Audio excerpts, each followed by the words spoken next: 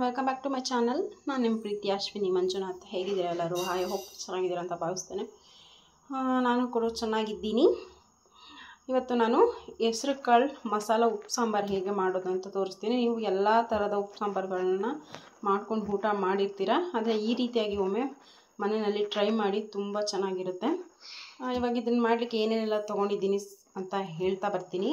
ಮೊದಲನೇದಾಗಿ ನಾನು ಈ ಒಂದು ಬೌಲ್ನಲ್ಲಿ ಒಂದು ಬೌಲ್ನಷ್ಟು ಹೆಸರು ಕಾಳನ್ನ ನೀಟಾಗಿ ವಾಶ್ ಮಾಡಿಕೊಂಡು ನೀರಾಕಿಟ್ಟಿದ್ದೀನಿ. ಹಾಗೆ ಒಂದು ದಪ್ಪದಾದ ಟೊಮೆಟೊನ ಈ ರೀತಿಯಾಗಿ ಈ ಒಂದು ಏನು ದಿಂಡಿದೆಯಲ್ಲ ಅದನ್ನ ತೆಗ್ದು ಈ ರೀತಿ ಹಾಕ್ಕೊಂಡಿದ್ದೀನಿ. ಈಗ ಇದಕ್ಕೆ ಸ್ವಲ್ಪ ಆಯಿಲ್ ಹಾಕ್ಕೊಳ್ತೀನಿ.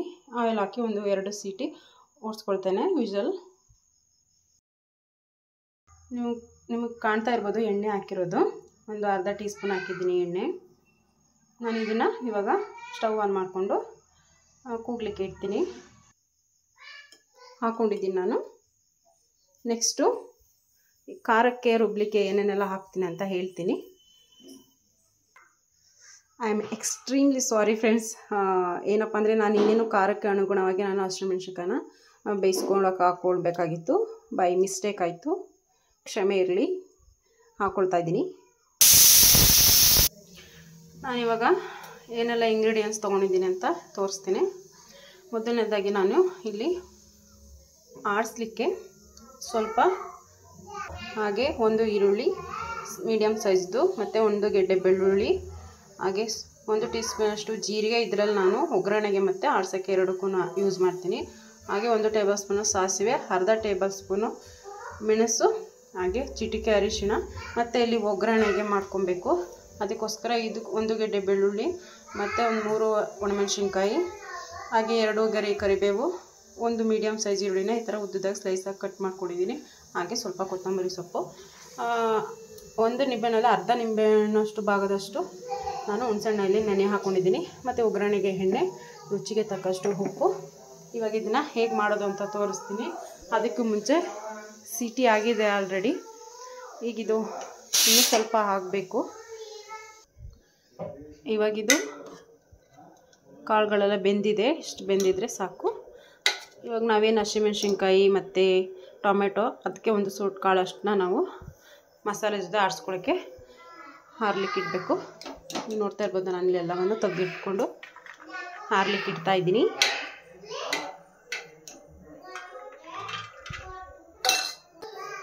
ಇದು ಕಂಪ್ಲೀಟಾಗಿ ತಣ್ಣಗಾಗೋವರೆಗೂ ವೆಯ್ಟ್ ಮಾಡಬೇಕಾಗುತ್ತೆ. ನಾನಿವಾಗ ಆವಾಗಲೇ ಹೇಳ್ದಂಗೆ ಸಪ್ರೇಟ್ ಮಾಡ್ಕೊಂಡಿದ್ನೆಲ್ಲ ಡಿವೈಡ್ ಮಾಡಲಿಕ್ಕೆ, ಆಡಿಸ್ಲಿಕ್ಕೆ ಅವುಗಳೆಲ್ಲನೂ ಹಾಕ್ಕೊಳ್ತಾ ಇದ್ದೀನಿ. ನಾನು ಆವಾಗಲೇ ಹೇಳ್ದೆ ಅರ್ಧ ಭಾಗದಷ್ಟು ಮಾತ್ರ ಹಾಕ್ಕೊಳ್ಳೋದು ಜೀರಿಗೆ ಅಂತ ಹೇಳಿ. ಮೆಣಸು ಪೂರ್ತಿ ಹಾಕ್ಕೊಳ್ತಾ ಇದ್ದೀನಿ. ಇದರ ಜೊತೆ ಇದನ್ನು ಆ್ಯಡ್ ಮಾಡಿ ನಾನು ರುಬ್ಕೊಂಬರ್ತೇನೆ. ಇದು ತಣ್ಣಗಾಗಿದೆ. ಇವಾಗ ಪೇಸ್ಟ್ ಮಾಡ್ಕೊಂಬಂದಿದ್ದೀನಿ ನುಣ್ಣಗೆ. ನೆಕ್ಸ್ಟು ಒಗ್ಗರಣೆಗೆ ಹಾಕ್ಕೊಳ್ಳೋಣ. ನಾನು ಈಗ ಬಾಂಡಿನ ಬಿಸಿಗಿಟ್ಟಿದ್ದೇನೆ. ನೆಕ್ಸ್ಟ್ ನಾನು 2 ಟೇಬಲ್ ಸ್ಪೂನ್ ಆಯಿಲ್ ಹಾಕ್ಕೊಳ್ತಾ ಇದ್ದೀನಿ. ಎಣ್ಣೆ ಕಾದಿದೆ. ನೆಕ್ಸ್ಟು ಸಾಸಿವೆನ ಆ್ಯಡ್ ಮಾಡ್ತಾಯಿದ್ದೀನಿ. ಸಾಸಿವೆ ಸಿಡಿತಾ ಇದೆ. ಆ ಟೈಮ್ನಲ್ಲಿ ನಾವು ಜೀರಿಗೆಗಳನ್ನು ಹಾಕ್ಕೊಬೇಕು. ನೆಕ್ಸ್ಟು ಕರಿಬೇವು, ಒಣಮೆಣಸಿನ್ಕಾಯಿ ಕೂಡ ಆ್ಯಡ್ ಮಾಡ್ತಾಯಿದ್ದೀನಿ. ನೆಕ್ಸ್ಟು ಬೆಳ್ಳುಳ್ಳಿ, ಈರುಳ್ಳಿ ಆ್ಯಡ್ ಮಾಡ್ತಾಯಿದ್ದೀನಿ. ಈರುಳ್ಳಿ ಸ್ವಲ್ಪ ಫ್ರೈ ಆದರೆ ಸಾಕು. ನಾನಿಲ್ಲಿ ಏನು ಅರಿಶಿನ ಪುಡಿ ಇದೆ ಅದನ್ನು ಈ ರೀತಿ ಖಾರ ಪೇಸ್ಟ್ ಮಾಡ್ಕೊಂಡಿದ್ದೀವಲ್ಲ ಅದಕ್ಕೆ ಆ್ಯಡ್ ಮಾಡ್ತಾಯಿದ್ದೀನಿ. ಈರುಳ್ಳಿಗಳೆಲ್ಲ ಫ್ರೈ ಆಗಿದೆ. ನೆಕ್ಸ್ಟು ನಾವು ಪೇಸ್ಟ್ ಮಾಡ್ಕೊಂಡಿರೋ ಮಸಾಲೆನ ಆ್ಯಡ್ ಮಾಡಿ ನೀಟಾಗಿ ಫ್ರೈ ಮಾಡ್ಕೊಳ್ಬೇಕು, ಆಯಿಲ್ ಬಿಡೋ ತನಕ. ಈ ಥರ ಎಣ್ಣೆಯಲ್ಲಿ ಫ್ರೈ ಮಾಡೋದ್ರಿಂದ ನಾವು ಈರುಳ್ಳಿ ಮತ್ತು ಬೆಳ್ಳುಳ್ಳಿ ಎಲ್ಲ ಹಸಿದು ಹಾಕ್ಕೊಂಡಿರೋದ್ರಿಂದ ಎಣ್ಣೆಯಲ್ಲಿ ಫ್ರೈ ಮಾಡೋದ್ರಿಂದ ತುಂಬ ಚೆನ್ನಾಗಿರುತ್ತೆ ಟೇಸ್ಟು. ನಿಮಗೆ ಇನ್ನೊಂದು ಏನು ಹೇಳೋಕ್ಕೆ ಇಷ್ಟಪಡ್ತೀನಿ ಅಂದರೆ, ಈ ಒಂದು ಫ್ರೈ ಮಾಡ್ತೀವಲ್ಲ, ಈ ಫ್ರೈ ಮಾಡೋಕ್ಕೆ ಸ್ವಲ್ಪ ರುಚಿಯನ್ನು ಆ್ಯಡ್ ಮಾಡಿ ನಾವು ಹಾಗೆಯೇ ರೊಟ್ಟಿಗೆ ತಿನ್ಬೋದು, ಚೆನ್ನಾಗಿರುತ್ತೆ. ಹಾಗೆ ರೈಸು ಕೂಡ ತಿನ್ಬೋದು, ತುಂಬ ಅದ್ಭುತವಾಗಿರುತ್ತೆ. ನಾನು ಇವಾಗ ಸಾಂಬಾರು ಮಾಡ್ತಾಯಿದ್ದೀನಲ್ಲ, ಅದಕ್ಕೋಸ್ಕರ ನಾನು ಈ ರೀತಿ ಮಾಡ್ಕೊಳ್ತಾ ಇದ್ದೀನಿ. ಇವಾಗ ಇದು ಫ್ರೈ ಆಗಿದೆ. ಇಲ್ಲಿ ಸುತ್ತಲೂ ಆಯಿಲ್ ಬಿಡ್ತಾ ಇದೆ, ನೋಡ್ತಾ ಇರ್ಬೋದು ನೀವು. ನಾನು ಹುಣಸೆ ರಸವನ್ನು ಆ್ಯಡ್ ಮಾಡ್ತಾಯಿದ್ದೀನಿ. ಹುಣಸೆ ರಸ ಕೂಡ ನೀಟಾಗಿ 1 ನಿಮಿಷ ಫ್ರೈ ಮಾಡ್ಕೊಬೇಕಾಗುತ್ತೆ. ಇವಾಗಿದು ರೆಡಿ ಇದೆ. ನಾವೇನು ಕೂಗಿಸ್ಕೊಂಡಿದ್ವಿ ಆ ಪಾತ್ರೆಗೆ ನಾನು ಟ್ರಾನ್ಸ್ಫರ್ ಮಾಡ್ತಾಯಿದ್ದೀನಿ.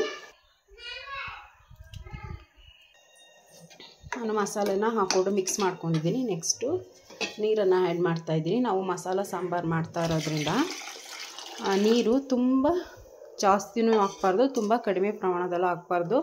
ಅದು ಒಂದು ಹದದಲ್ಲಿ ಇರಬೇಕು ನೋಡಿ, ಈ ರೀತಿ.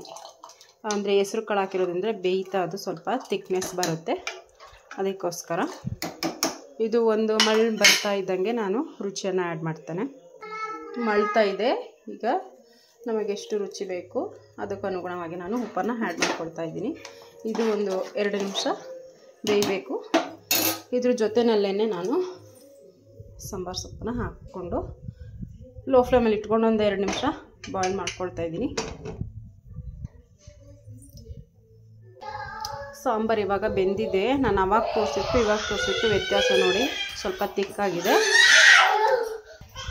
ಮನೆಯಲ್ಲಿ ನೀವು ಒಮ್ಮೆ ಟ್ರೈ ಮಾಡಿ. ಈ ಸಾಂಬಾರು ಮುದ್ದೆಗೆ, ರೈಸ್ಗೆ ತುಂಬ ಚೆನ್ನಾಗಿರುತ್ತೆ. ಸ್ವಲ್ಪ ಹುಳಿ ಇರುತ್ತೆ, ತಿನ್ನಲಿಕ್ಕೂ ಟೇಸ್ಟಿಯಾಗಿರುತ್ತೆ. ಇದ್ರ ಜೊತೆ 1 ಟೀ ಸ್ಪೂನ್ ತುಪ್ಪ ಹಾಕೊಂಡು ತಿಂದ್ರಂತೂ ಸ್ವರ್ಗ ಫ್ರೆಂಡ್ಸ್.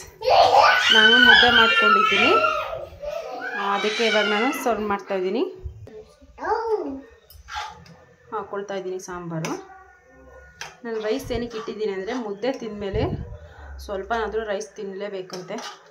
ಅದೊಂದು ನಮ್ಮ ಕಡೆ ಪದ್ಧತಿ. ಬಟ್ ಅದ್ರ ಬಗ್ಗೆ ಅಷ್ಟು ನನಗೆ ಡೀಟೇಲ್ಸ್ ಗೊತ್ತಿಲ್ಲ. ಗೊತ್ತಿರೋರು ಕಮೆಂಟ್ ಬಾಕ್ಸಲ್ಲಿ ತಿಳಿಸಿ. ತುಂಬ ಚೆನ್ನಾಗಿರುತ್ತೆ ಸಾಂಬಾರು. ಮನೆಯಲ್ಲಿ ನೀವು ಒಮ್ಮೆ ಟ್ರೈ ಮಾಡಿ. ಮತ್ತು ನಮ್ಮ ಮನೆಯಲ್ಲಿ ನಾವು ರಾಗಿ ಮುದ್ದೆ ಮಾಡೋದು ಹೇಗೆ ಅಂತ ತೋರಿಸ್ಕೊಡ್ತೀನಿ. ನೋಡ್ತಾ ಇರ್ಬೋದು ನೀವು, ಈ ಥರ ಇರುತ್ತೆ. ಅಂಟಲ್ಲ ಸ್ವಲ್ಪ ಕೂಡ. ಈ ವಿಡಿಯೋ ಇಷ್ಟ ಆಗಿದೆ ಅಂತ ಭಾವಿಸ್ತೇನೆ ಫ್ರೆಂಡ್ಸ್. ನೆಕ್ಸ್ಟ್ ವಿಡಿಯೋದಲ್ಲಿ ಸಿಗ್ತೀನಿ. ಅಲ್ಲಿ ತನಕ ಟೇಕ್ ಕೇರ್, ಬಾಯ್ ಬಾಯ್, ಟಾಟಾ.